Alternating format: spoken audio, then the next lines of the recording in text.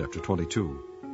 And Jesus answered and spake unto them again by parables, and said, The kingdom of heaven is like unto a certain king, which made a marriage for his son, and sent forth his servants to call them that were bidden to the wedding, and they would not come.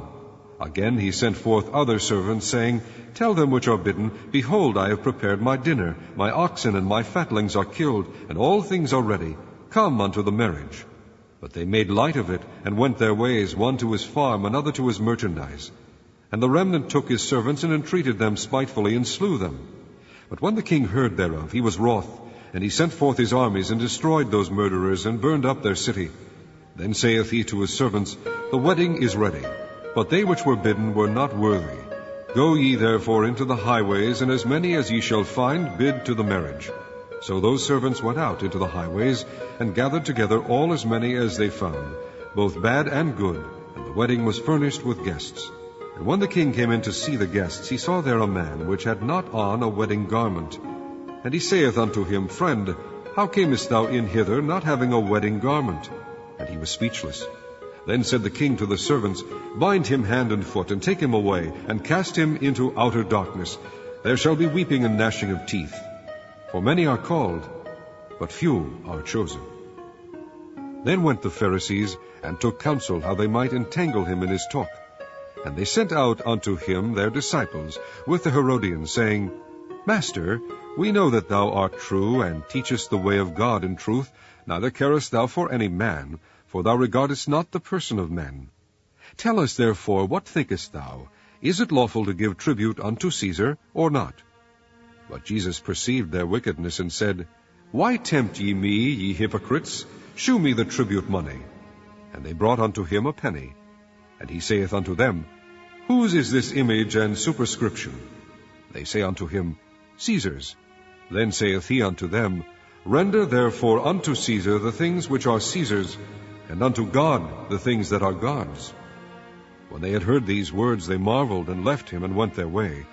The same day came to him the Sadducees, which say there is no resurrection, and asked him, saying, Master, Moses said, If a man die, having no children, his brother shall marry his wife, and raise up seed unto his brother. Now there were with us 7 brethren, and the first, when he had married a wife, deceased, and having no issue, left his wife unto his brother. Likewise the second also, and the third, unto the 7th. And last of all the woman died also.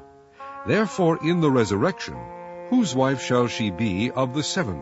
For they all had her. Jesus answered and said unto them, Ye do err, not knowing the Scriptures, nor the power of God. For in the resurrection they neither marry, nor are given in marriage, but are as the angels of God in heaven. But as touching the resurrection of the dead, have ye not read that which was spoken unto you by God, saying, I am the God of Abraham, and the God of Isaac, and the God of Jacob? God is not the God of the dead, but of the living. And when the multitude heard this, they were astonished at his doctrine. But when the Pharisees had heard that he had put the Sadducees to silence, they were gathered together. Then one of them, which was a lawyer, asked him a question, tempting him, and saying, Master, which is the great commandment in the law? Jesus said unto him, Thou shalt love the Lord thy God with all thy heart, and with all thy soul, and with all thy mind. This is the first and great commandment. And the second is like unto it, Thou shalt love thy neighbor as thyself. On these 2 commandments hang all the law and the prophets. While the Pharisees were gathered together, Jesus asked them, saying, What think ye of Christ? Whose son is he? They say unto him, The son of David.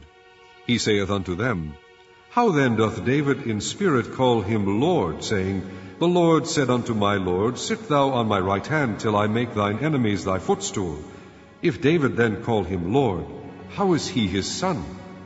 And no man was able to answer him a word, neither durst any man from that day forth ask him any more questions.